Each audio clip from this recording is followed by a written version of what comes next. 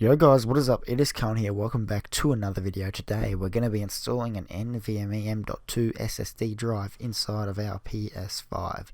So, just going through the first steps here. I obviously am narrating this after the fact. You have to remove your base if you are using one.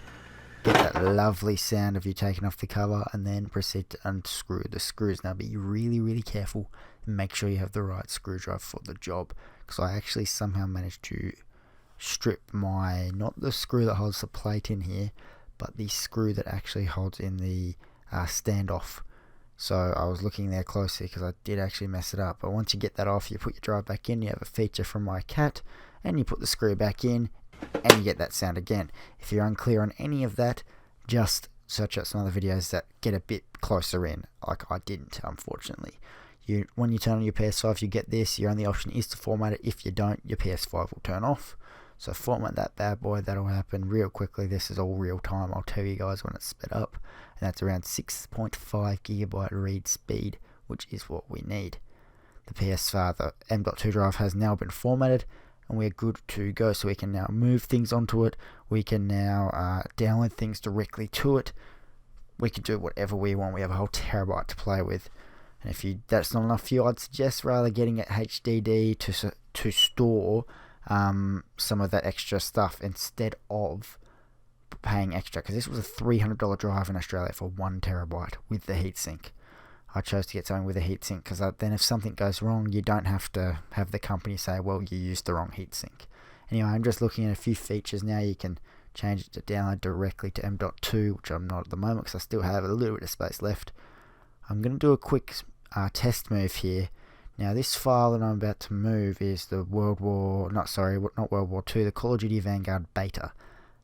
It's not 32 gigabytes. I don't know why it says it is. It's around 9 gigabytes, and we'll see that reflect once it's over on the M.2 storage. So we're going to move that. I'm thinking this is 30 gigs, and I think, holy crap, this is fast. This is real time, by the way, but this is actually around about 9 gigabytes. So times that by 3, that's 30 gigs. It's still really fast. So once we go over, you can see the M.2 storage is 990. Once we get over there and go to M.2 storage, games and apps, you can see it's around 9 gigabytes. So yeah, that was still fast for 9 gigabytes. We're now going to boot it real quickly and see how quickly it does boot. Don't know why I headed over there. I just want to showcase that it still shows console storage because it's inside. It's still internal. When you really think about it, you have installed a whole drive directly into the motherboard. Anyway, this will load. Part of this is also connecting to online services, so I wouldn't blame that on being slow. You will see in a minute that I will actually test Spider-Man, the remastered Spider-Man game, and we'll see how that goes. But it's still a really fast drive. I mean, Cold War isn't very fast to start up either because you do have to connect to those online services. If we just treat it as a local game and turned our internet off, it would still be incredibly fast. Anyway, I believe now I do transfer Spider-Man over, which is a 53 gigabyte game. And this first transfer from internal storage to M.2 is 100% real time. I thought about doing NBA, but then I thought, nah, Spider-Man's more applicable because it's a PS exclusive game.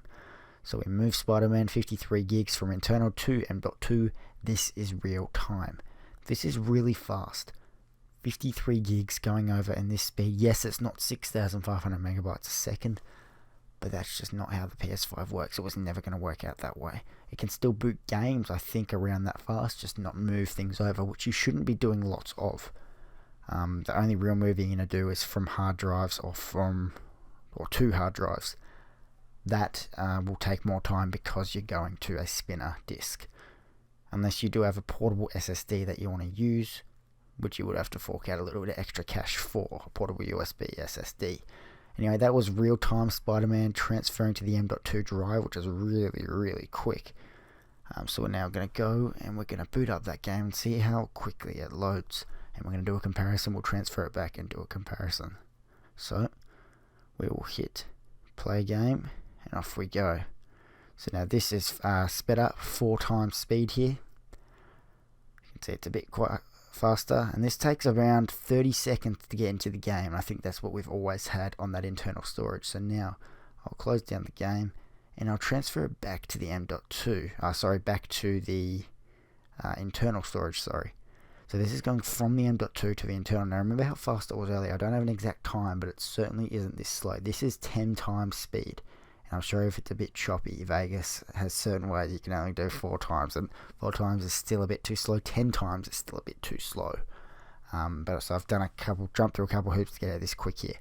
This took very close to 4 minutes to transfer 53 gigs from my internal storage to my from my M.2 storage to my internal storage, which is a huge difference from that really fast time that we just saw earlier for the same file, for the same 53 gig file.